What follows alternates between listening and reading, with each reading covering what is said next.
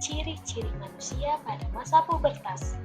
Yang pertama pada laki-laki, yaitu ada jakun membesar dan suara makin berat atau ngebas. Selanjutnya ada tumbuh rambut di daerah tertentu, yakni di atas dan di bawah bibir, ketiak, dan di bagian organ vital. Yang ketiga, dada bertambah bidang. Dan yang terakhir, alat kelamin sudah mulai memproduksi sel sperma pada testis. Selanjutnya pada perempuan nih. Pertama itu pinggul mulai melebar atau membesar, payudara mulai bertambah besar, suara semakin melengking, dan yang terakhir berfungsinya alat kelamin atau sudah memproduksi sel telur pada ovarium.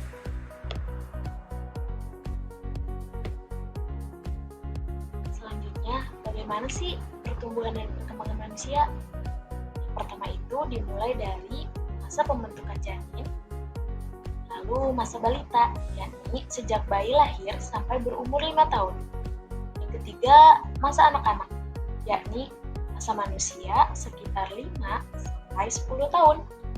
Yang keempat, masa remaja, yakni masa manusia 10 sampai 17 tahun. Nah, masa dewasa, yakni masa manusia 17 sampai 20 tahun. Dan yang terakhir, masa tua atau lansia, yakni masa manusia sekitar 50 tahun ke atas. Setelah kita mempelajari perkembangbiakan pada manusia, kita lanjut yuk perkembangbiakan pada hewan. Perkembangbiakan hewan terbagi menjadi dua, generatif dan vegetatif. Generatif yaitu bertemunya sel kelamin jantan dengan sel kelamin betina sehingga terjadi pembuahan. Sedangkan vegetatif yaitu secara aseksual, artinya tidak ada pertemuan sel kelamin jantan dan sel kelamin betina. Selanjutnya, jenis-jenis perkembangbiakan generatif pada hewan. Ovivar atau bertelur. Apa sih ciri-ciri hewan telur? Itu ada 4. Tidak memiliki daun telina, pembuahan 2 jenis, internal dan eksternal, tidak memiliki kelenjar susu, dan yang terakhir, embrio tumbuh di dalam telur melalui memberikan suhu panas pada telur. Contoh hewannya adalah angsa dan ayam. Yang kedua ada vivipar atau melahirkan. Ciri-cirinya ada 4 juga, mempunyai daun telinga, kulit ditumbuhi bulu atau rambut, janin tumbuh di dalam rahim betina sehingga mengalami masa kehamilan. Dan yang terakhir, pembuahan terjadi secara internal. Adapun contoh hewannya yaitu kucing dan jerapah. Nah, yang terakhir ada ovovivipar, bertelur dan melahirkan. Artinya, telur yang sudah dibuahi akan tetap di dalam tubuh induk betina sampai menetas. Ketika telur siap dikeluarkan dari tubuh induknya, maka secara bersamaan telur akan menetas. Ciri-cirinya ada 2, calon bayi akan tumbuh di dalam induk betina hewan, tetapi makanan calon bayi diambil dari kuning telur yang berada di dalam telur. Dan yang kedua ada induk hewan ovovivipar bertelur seperti hewan lainnya. Tetapi ketika telur dikeluarkan dari dalam tubuh, maka telur akan langsung menetas. Contohnya ada hiu dan iguana. Nah, selanjutnya ada perkembangbiakan vegetatif pada hewan. Yang pertama, membelah diri dengan cara membelah inti sel atau nukleus yang ada pada hewan tersebut. Hewan yang membelah diri pada umumnya ada protozoa atau hewan bersel satu. Di sini contohnya ada amoeba dan paramecium. Ciri-cirinya bersel satu dan berinti satu, berukuran sangat kecil, mampu hidup di berbagai habitat. Yang kedua ada bertunas. Tumbuhnya calon hewan baru dari permukaan tubuh induknya. Habitat jenis ini umumnya tinggal di dalam air. Contohnya ubur-ubur dan hidra. Yang ketiga ada fragmentasi. Perkembangbiakan dengan cara memotong bagian tubuhnya sendiri dan bagian potongan tubuh tersebut menjadi hewan baru.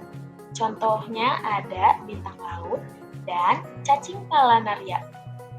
Nah, kita masuk ke pembahasan terakhir nih, yaitu perkembangbiakan tumbuhan. Yang pertama ada perkembangbiakan secara generatif pada tumbuhan. Perkembangbiakan ini terjadi melalui penyerbukan, baik secara sendiri atau bantuan dari angin dan hewan, seperti lebah. Alat-alat perkembangbiakan generatif yang pertama ada benang sari atau kelamin jantan, yang kedua ada kepala putih atau kelamin betina, yang ketiga ada mahkota, yang keempat kelopak bunga, dan yang terakhir ada tangkai bunga. Selanjutnya, perkembangbiakan vegetatif alami pada tumbuhan. Yang pertama ada spora, berfungsi untuk memperbanyak tumbuhan mirip seperti biji. Yang kedua ada umbi lapis, tumbuhan muda yang baru tumbuh dari bagian tubuh induk tumbuhan. Yang ketiga ada akar tinggal atau rizoma, merupakan batang yang tumbuh menjalar di dalam tanah.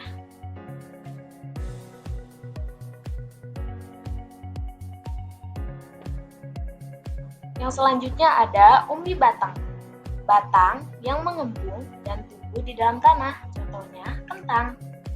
Yang keempat ada umbi akar, atau contohnya di sini ada lobak. Akar berfungsi menyimpan cadangan makanan. Yang selanjutnya ada tunas adventif. Di sini contohnya cocor bebek, batang yang mengembung dan tumbuh di dalam tanah. Setelah kita belajar perkembangbiakan vegetatif secara alami, mari kita belajar perkembangbiakan vegetatif secara buatan.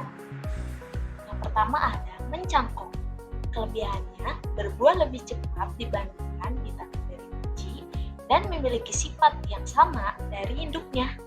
Tapi kekurangannya, akar tanaman kurang kuat dan umur tanaman lebih pendek. Cara mencangkok, di sini ada dahan dikupas sampai terlihat bagian putihnya. Selanjutnya, dahan yang bersih ditutup dengan tanah lumus. Selanjutnya, ada dahan yang dibungkus dengan plastik, diberi lubang-lubang kecil. Nah, setelah beberapa hari, akar akan muncul di dahan yang ditutup plastik tersebut. Dan terakhir, dahan dipotong dan dipindahkan ke pot atau di tanah. Setelah mencangkok, ada stek. Syarat utamanya, tumbuhan yang dapat disetek adalah masih memiliki mata tunas dari bagian tumbuhan. Caranya, dahan dipotong dan dipindahkan ke pot atau di tanah. Tanam hasil potongan tersebut di tanah yang subur. Nah, akar akan muncul dari batang dan tumbuh menjadi tumbuhan yang baru. Yang ketiga, ada menyambung. Tujuannya, menggabungkan sifat-sifat unggul dari dua tanaman, sehingga diperoleh tanaman yang memiliki sifat-sifat unggul tersebut. Caranya, sambungkan kedua batang tanaman, lalu ikatlah dengan plastik. Selanjutnya, potonglah batang tanaman berbentuk huruf V untuk batang bawah. Potonglah batang tanaman berbentuk huruf V terbalik untuk batang atas. Yang keempat ada okulasi. Tujuannya memperoleh tanaman yang memiliki sifat unggul, gabungan dari dua tanaman yang baik. Caranya, iris kulit batang induk, lalu iris kulit tanaman yang memiliki tunas. Selebar irisan pada tanaman induk, lalu tempelkan pada tanaman induk. Ikatkan bagian atas dan bawah tunas dengan plastik. Tunas yang ditempel akan tumbuh. Yang terakhir ada merunduk. Merundukkan atau membenamkan bagian batang suatu tumbuhan di dalam tanah. Syaratnya masih memiliki batang yang mudah dibengkokkan. Nah, di sini ada karakteristik makhluk hidup. Ada 7. Yang pertama bernapas. Yang kedua memerlukan makanan. Yang ketiga, tumbuh dan berkembang. Yang keempat, bereproduksi. Yang kelima, tanggap terhadap rangsangan. Yang keenam, mengeluarkan zat sisa. Yang ketujuh, pastinya bergerak. Setelah menyimak penjelasan dari saya, ini ada soal nih buat teman-teman. Ada yang pertama, masa perubahan fisik anak saat remaja disebut A. Dewasa, B. Kanak-kanak, C. Pubertas, D. Asmara.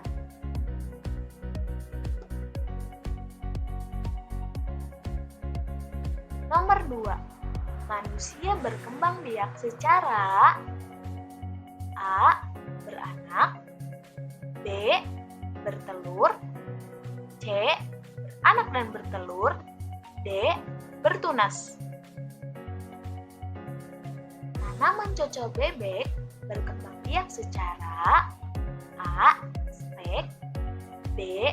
Tunas daun, C. Opulasi, D. Umbi lapis. Selain soal pilihan ganda, saya juga punya soal esai nih teman-teman. Yang nomor 4, sebutkan 4 contoh hewan yang berkembang biak dengan cara ovipar. 5. Sebutkan alat-alat perkembangbiakan generatif pada tumbuhan. Kesimpulannya, makhluk hidup memiliki karakteristik unik seperti bernafas, tumbuh, bereproduksi, dan tanggap terhadap rangsangan. Untuk memahami keanekaragaman ini, makhluk hidup dikelompokkan berdasarkan kesamaan dan perbedaan. Mudahkan studi, identifikasi, dan pelestarian bumi.